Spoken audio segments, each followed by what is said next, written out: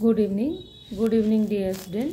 आज की क्लास में हम लोग भाषा में परिवर्तन की दिशाओं पर बात करेंगे। आज का टॉपिक है भाषा में परिवर्तन की दिशाएं। दिशा से तात्पर्य जैसे हम कहीं जाते हैं या कोई रास्ता तय करते हैं तो हमारी एक निश्चित दिशा होती है, तभी हम अपने गंतव्य पर या अपने सही लक्ष्य तक पहुंच पाते हैं। उसी प्रकार भाषा में परिवर्तन की कौन सी दिशा है या भाषा कहाँ कहाँ बदलती है, किस रूप में परिवर्तन होता है, आज का हमारा ये टॉपिक है। और निश्चित रूप से परिवर्तन सृष्टि का चिरंतन नियम है और परिवर्तन के इस प्रभाव से भाषा भी अछूती नहीं है। भाषा में भी परिवर्तन होना स्वाभाविक है। जैसे सृष्टि के प्रत्येक तत्व में परिवर्तन होता है, भाषा भी उसका एक अंग है। मानव जगत के लिए कहा जाए कि मनुष्य को श्रेष्ठतम जीव संरचना साबित करने में भाषा का मुख्य हाथ है। तो भाषा भी परिवर्तन से अछूती नहीं रह सकती, इसलिए उसमें भी परिवर्तन होता रहा है, निरंतर हुआ है परिवर्तन। ये परिवर्तन काल के प्रवाह का परिणाम है और अनेक कालों में भाषा अपने समय, स्थान, व्यक्ति, आने वाले प्रभावों से प्रभावित होती हुई और कहा जाए कि कालगत ज़रूरतों के हिसाब से परिवर्तित होती रही है। तो भाषा का यह परिवर्तन किस दिशा में हुआ है, उसके किन तत्वों में हुआ है, यह आज हम देखेंगे। तो सबसे पहले यदि देखा जाए तो जैसे मनुष्य के अंदर जो आने वाला परिवर्तन है उसको हम दो रूपों में देख सकते हैं। एक उसका बाहरी परिवर्तन और एक उसका आंतरिक, उसके चरित्र में, उसके व्यक्तित्व में जो बदलाव आता है। वो इन दोनों बदलावों को मिलाकर देखने से हम स्पष्ट रूप से ये जान पाते हैं कि किसी के व्यक्तित्व में, किसी व्यक्ति के स्वरूप में परिवर्तन आ गया है। तो ये परिवर्तन हम दो रूपों में पाते हैं, पहला उसके बाहरी स्वरूप में, दूसरा उसके आंतरिक गुणों में या आंतरिक व्यक्तित्व में जो परिवर्तन। बिल्कुल इसी तरीके का परिवर्तन भाषा के रूप में या भाषा में होने वाले परिवर्तन को हम देख सकते हैं। निश्चित रूप से भाषा जिन तत्वों से मिलकर बनती है उनमें ध्वनि सबसे महत्वपूर्ण तत्व है। ध्वनि उसकी मूल इकाई है, सबसे लघुतम इकाई है, जिसका व्याकरणिक दृष्टि से जो सार्थक मेल होता है, व्याकरण की दृष्टि से जो ध्वनियों का सार्थक समूह होता है वह शब्द बनाता है। और शब्दों का एक नियम के अनुसार जब हम प्रयोग करते हैं, जैसे संज्ञा, सर्वनाम, क्रिया, विशेषण इत्यादि लगा करके एक वाक्य निर्मित करते हैं, तो वाक्य कहा जाए कि भाषा की वो लघुतम इकाई है जिसके माध्यम से हम अपने भावों को व्यक्त करते हैं। तो इन तत्वों में जो परिवर्तन होगा, भाषा के परिवर्तन की वही मुख्यतः दिशा है। तो सबसे मूल इकाई है वो है ध्वनि। तो भाषा के परिवर्तन की जो दिशाएं हैं उनमें सबसे पहली दिशा है ध्वनि परिवर्तन, दूसरा है शब्द परिवर्तन, तीसरा पद या रूप परिवर्तन और चौथा है वाक्य परिवर्तन, पांचवा अर्थ परिवर्तन। ये 5 ऐसी दिशाएं हैं, 5 ऐसे क्षेत्र हैं जिनमें बदलाव आता है। तो हम ये महसूस करते हैं या ऐसा ये बदलाव भाषा के स्वरूप में बदलाव को एक तरह से कहा जाए कि बदलाव को दर्शित करता है, दिखाता है कि भाषा बदली हुई है। इसको हम सबसे पहले यदि देखें ध्वनि परिवर्तन की दृष्टि से, तो चूंकि भाषा की संरचना में ध्वनि का एकदम मूल आधार है, ध्वनि उस संरचना की, तो सबसे पहला जो परिवर्तन है वो ध्वनि में ही आता है। अब ये ध्वनि परिवर्तन चूंकि भाषा विज्ञान में भाषा का अध्ययन एक तरह से कहा जाए कि आधारभूत अध्ययन है, जिसके माध्यम से भाषा की संरचना, उसके एक एक तत्व, जैसे ध्वनि यदि हम देखें तो ध्वनि विज्ञान को लेकर के एक अलग टॉपिक बनता है। इसलिए बहुत विस्तार से तो नहीं, लेकिन संक्षेप में ये बात बताई जा सकती है कि ध्वनि का जो परिवर्तन है उसके माध्यम से जो शब्द निर्मित होते हैं, उन शब्दों में जो ध्वनि प्रयुक्त है उसमें कुछ ध्वनियाँ लुप्त हो जाती हैं, कुछ आ जाती हैं और कुछ बिल्कुल ही हट जाती हैं। इस रूप में ध्वनि का परिवर्तन होता है। उदाहरण से यदि हम इस बात को साबित करें या उदाहरण की दृष्टि से देखें तो जो स्वर या ध्वनि लोप के उदाहरण हैं उसमें हम देख सकते हैं अनाज। अनाज एक शब्द है। अनाज में बहुत ही तेजी से बोलते हुए लोग नाज कह देते हैं। तो अनाज से ये जो अध्वनि है या अस्वर का गायब होना, ये स्वरलोप का उदाहरण है। मतलब जो परिवर्तन आया उसमें अस्वर लुप्त हो गया। इस तरह से कि स्वर या ध्वनि के आगम लोप होना, आगम होना माने चाहे वो प्रारंभ में या मध्य में कहीं एक ध्वनि आ जाती है। गायब होने में अनाज से अगायब हो गया, आम्र से आम बन गया।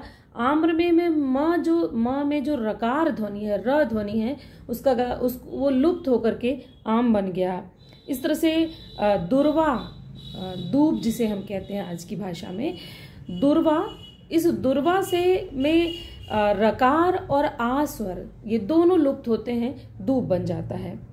निद्रा से नींद, तमाम ऐसे शब्दों का उदाहरण हम देख सकते हैं जहाँ पर ध्वनि लोप हुआ है, चाहे वो स्वर के रूप में या व्यंजन के रूप में। इसी प्रकार आगम होता है।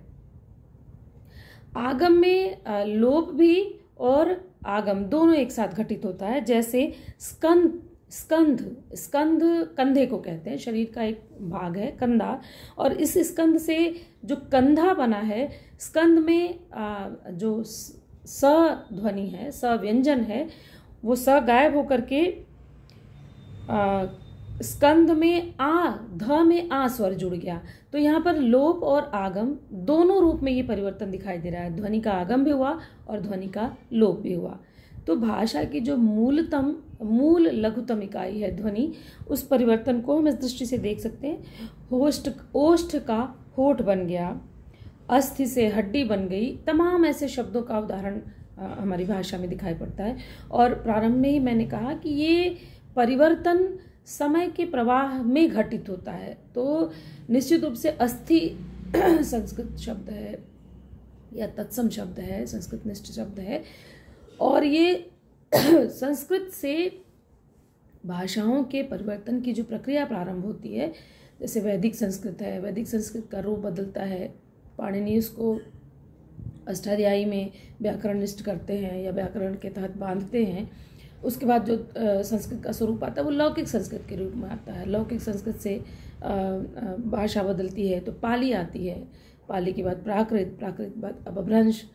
अपभ्रंश और हिंदी के बीच की एक स्थिति है भाषा की, जिसे हम अवहट्ट कहते हैं। अवहट्ट को पुराने विद्वानों ने, हमारे हिंदी साहित्य के विद्वानों में जिनमें चंद्रधर शर्मा गुलेरी आते हैं, वो पुरानी हिंदी भी कहते हैं।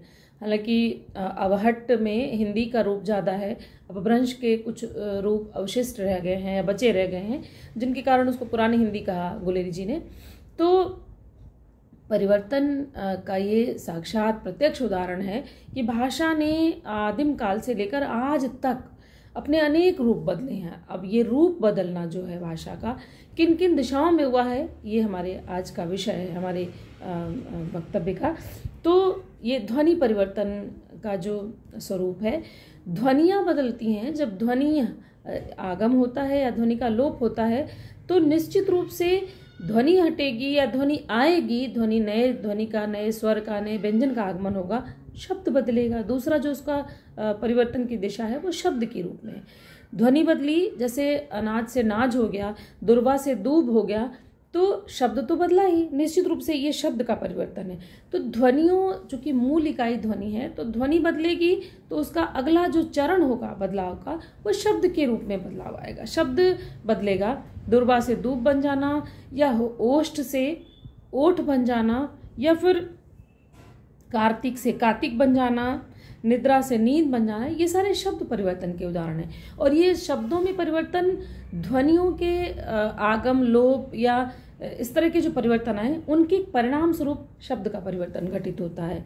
अग्नि से आग, सांप से अग्नि से आग, पुत्र से पूत, या कुछ इस तरह से तमाम ऐसे, दधी से दही, ये दधी से दही बन जाना। यहाँ पर ह व्यंजन की जगह ध, इस तरह के शब्द जो ध्वनि के आगम और लोप या नई ध्वनि के आगमन से जो शब्द का जो बदलाव आ रहा है वो शब्द के स्वरूप में बदलाव कर रहा है। और ये इसका दूसरा पक्ष है या दूसरा तत्व है जिसमें बदलाव आ रहा है। निश्चित रूप से ये भाषा के बाह्य स्वरूप के परिवर्तन के अंतर्गत आने वाले बदलाव हैं। ध्वनि में आने वाला बदलाव या उसके उस बदलाव के द्वारा आने वाला शब्द में बदलाव या शब्द के स्वरूप में बदलाव। तीसरा जो परिवर्तन है वो पद परिवर्तन या रूप परिवर्तन। संस्कृत में उसे हम पद कहते हैं और हिंदी में रूप कहते हैं। निश्चित रूप से संस्कृत में भी रूप है, जैसे हम कहते हैं बालक का रूप चलता है, बालका बालको बालका, ये शब्द रूप है। शब्द रूप जब बदलता है संस्कृत में की दृष्टि से अगर हम देखें, संस्कृत भाषा की दृष्टि से, तो जब रूप बदलता है, जैसे राम शब्द है, राम का जब हम रूप पढ़ते हैं रामः रामौ रामाः, तो रामा शब्द राम जो मूल प्रकृत या मूल शब्द है उस राम का रूप बदला, उसमें प्रथमा विभक्ति एक वचन का रूप बना रामः, और इस रामः का अर्थ हुआ राम ने।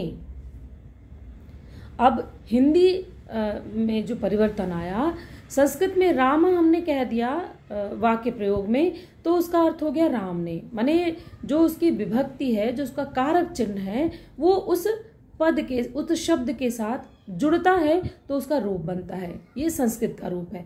संस्कृत से बदलते हुए आज हिंदी जहाँ तक पहुँची है या हिंदी का जो स्वरूप बना है आज, वो शब्दों के स्वरूप में आने वाले परिवर्तन का ही परिणाम है।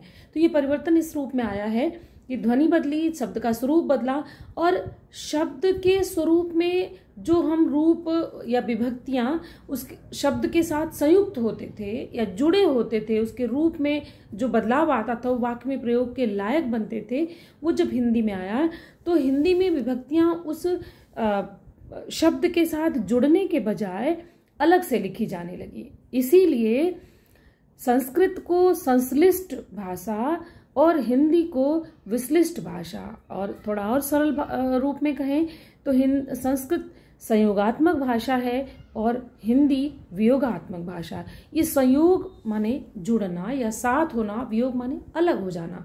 विभक्तियां संस्कृत के शब्दों में उसके रूप में उसके साथ जुड़ी होती हैं, और जब जुड़ी होती है उसे हम पद कहते हैं। और हिंदी में ये विभक्तियां कारक चिन्ह के रूप में शब्द के साथ अलग प्रयुक्त होती हैं, तो उसका रूप बदल जाता है। जैसे संस्कृत में हमने कहा कि रामः गृहं गच्छति, रामः और गृहं और गच्छति, ये तीनों जो पद हैं, मैं शब्द नहीं कह रही हूँ, मैं इसे पद कह रही हूँ। चूंकि संस्कृत में जब प्रकृत जो है, जो मूल शब्द है, उसमें विभक्तियां जुड़ जाती हैं तो वो पद बन जाता है, और हिंदी में यही विभक्तियां अलग से प्रयुक्त होती हैं तो वो उसका रूप या पद बनता है। तो जब वाक्य में हम जिस शब्द का प्रयोग करते हैं वो कारक चिन्हों के साथ प्रयुक्त होता है, तभी हम उस वाक्य का अर्थ समझ पाते हैं। निश्चित रूप से ये परिवर्तन संस्कृत से हिंदी तक आने में अपने कई रूप अख्तियार किया इस परिवर्तन ने या इस बदलाव ने।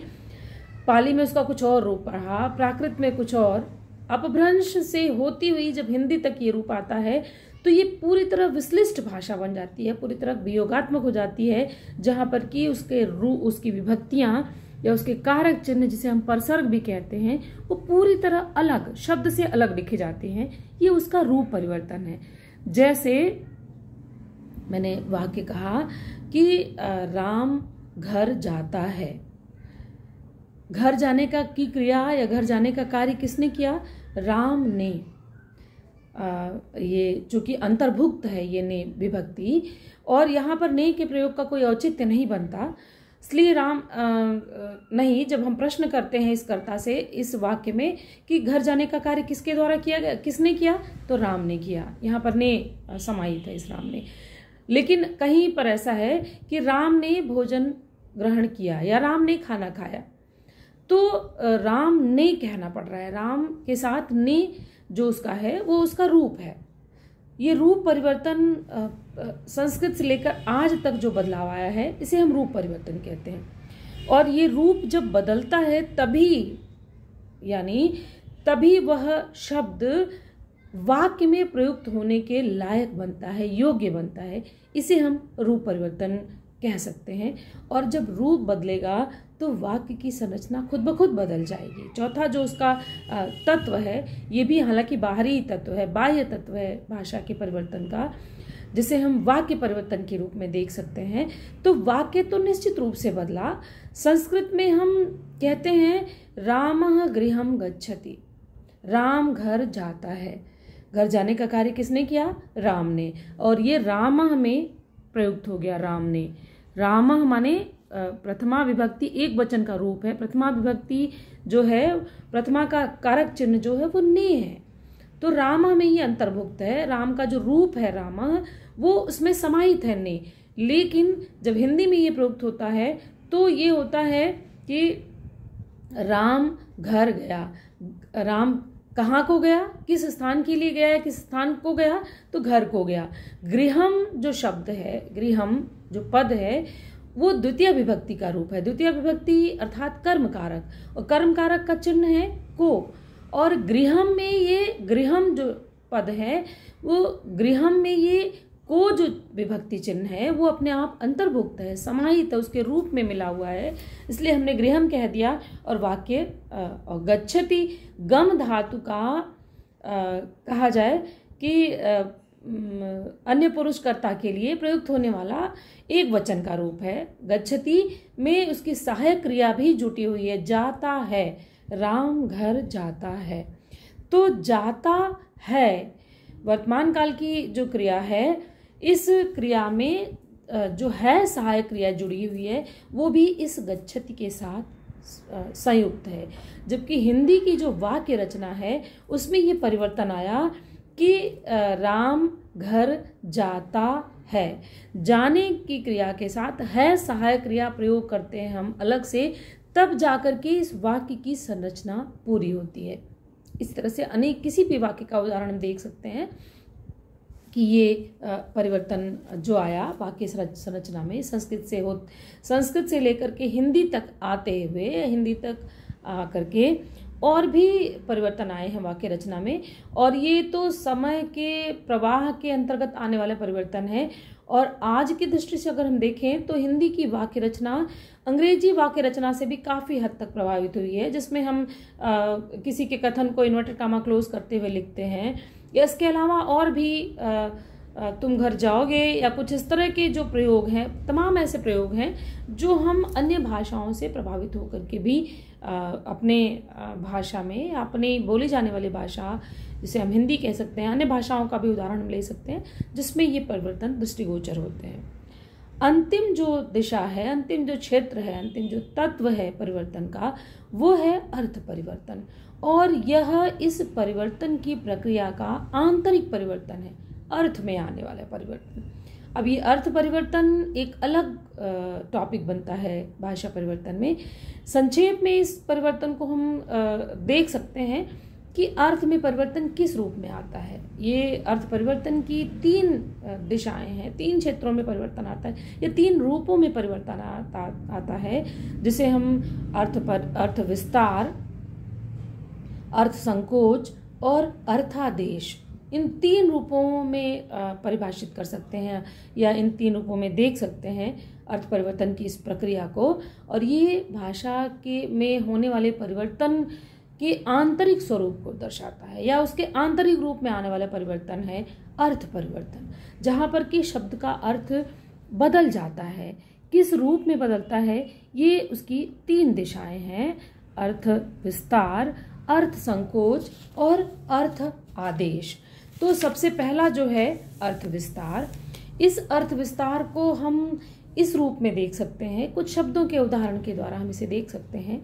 जैसे है तेल, तेल शब्द है, प्रवीण है, निपुण है, कुशल है, और भी तमाम ऐसे, गवेषणा है।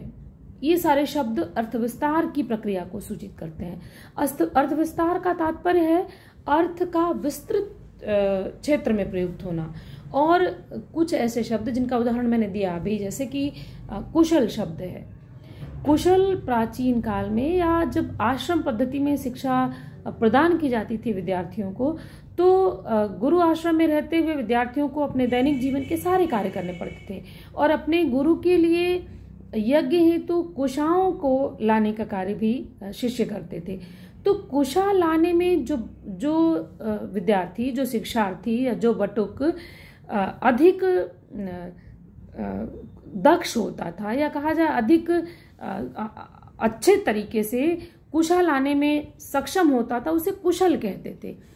कुशा की चूंकि पत्तियां इतनी धारदार होती हैं कि कुशा की पत्तियां तोड़ने में हाथों के कट जाने का खतरा होता है, और जो विद्यार्थी, जो बटुक उसे लाने में दक्ष होता था, बिना हाथ कटे ही उसे ले आता था अपने गुरु की सेवा में, उसे कुशल कहते थे।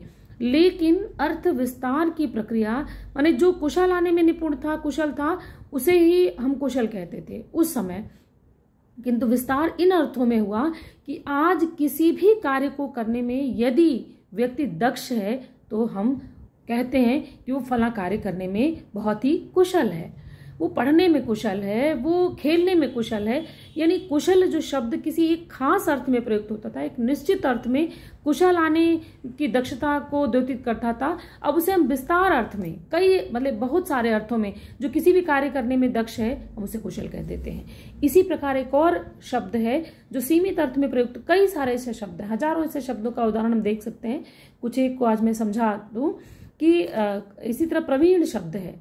प्रवीण का अर्थ है प्रकृष्टो वीणायाम, माने जो वीणा बजाने में दक्ष है या बहुत अच्छे तरीके से वीणा बजा सकता है, वो प्रवीण था।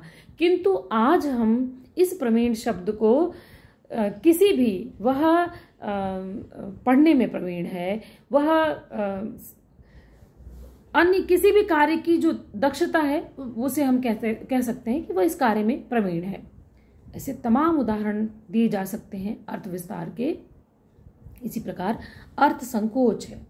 तो अर्थ संकोच में कुछ ऐसे शब्द जिनका बहुत विस्तृत अर्थ में प्रयोग होता था और वो किसी एक खास अर्थ में सीमित हो गए, उसे हम अर्थ संकोच, संकोच का अर्थ है संकुचित हो जाना, सीमित हो जाना। इसी प्रकार जैसे उदाहरण से हम समझें कि अर्थ संकोच का एक बहुत ही मुख्य उदाहरण है मृग। मृग माने आज की भाषा में हम समझते हैं मृग का अर्थ है हिरन, जबकि जब ये शब्द और आज की भाषा में मृग का अर्थ हम हिरन समझते हैं, और मृगराज माने हम समझते हैं सिंह, मृगराज सिंह को कहते हैं। तो क्या सिंह सिर्फ हिरन का राजा है? निश्चित रूप से नहीं, सिंह सभी पशुओं का राजा है। और मृग का जो प्रारंभिक अर्थ था प्राचीन काल में, वो पशु था, माने किसी भी पशु के लिए मृग शब्द प्रयुक्त होता था। और आज की भाषा में, आज भाषा के क्षेत्र में मृग हम सिर्फ एक पशु के लिए सीमित कर दिए हैं, संकुचित कर दिया हमने हिरन के लिए। तो ये अर्थ संकोच का उदाहरण है। इस तरह से तमाम उदाहरण दिए जा सकते हैं। तीसरा जो अर्थ परिवर्तन की दिशा है वो है अर्थ आदेश, नए अर्थ का आ जाना। माने इसके स्थान पर ये प्राचीन काल में कुछ और अर्थ था और आज हम किसी और अर्थ में हम उसे प्रयुक्त करते हैं। उसका एक सर्वश्रेष्ठ या कहा जाए बहुत ही नोन उदाहरण असुर शब्द को हम ले सकते हैं। असुर प्राचीन समय में असुसंपन्न व्यक्ति या बहुत साहसी, बहुत प्राणवान व्यक्ति को हम असुर कहते थे। लेकिन आज असुर जो है उसकी जगह एक बिल्कुल कहा जाए कि नया अर्थ या उल्टा अर्थ आ गया, कुछ और अर्थ आ गया। असुर जो है वो नए अर्थ के रूप में या प्रयुक्त होने लगा। ऐसे जो अर्थात जो सुर नहीं है, जो देवता नहीं है, वो असुर है, अर्थात वो अदेव है।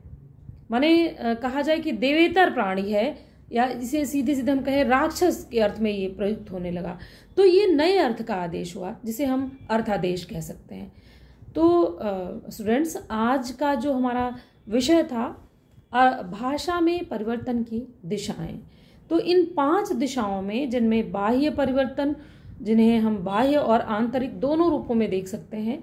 बाह्य परिवर्तन में ध्वनि, शब्द, पद, वाक्य, ये 4 हैं जो उसके बाहरी स्वरूप को दर्शाते हैं, बाहरी स्वरूप में होने वाले परिवर्तन को दर्शाते हैं। और अर्थ परिवर्तन जिसके अंतर्गत 3 दिशाएं हैं, अर्थ विस्तार, अर्थ संकोच और अर्थादेश, इन रूपों में हम भाषा परिवर्तन की प्रक्रिया को समझ सकते हैं। आज की क्लास के लिए बस इतना ही। अगली क्लास में हम फिर मिलते हैं। तब तक के लिए धन्यवाद।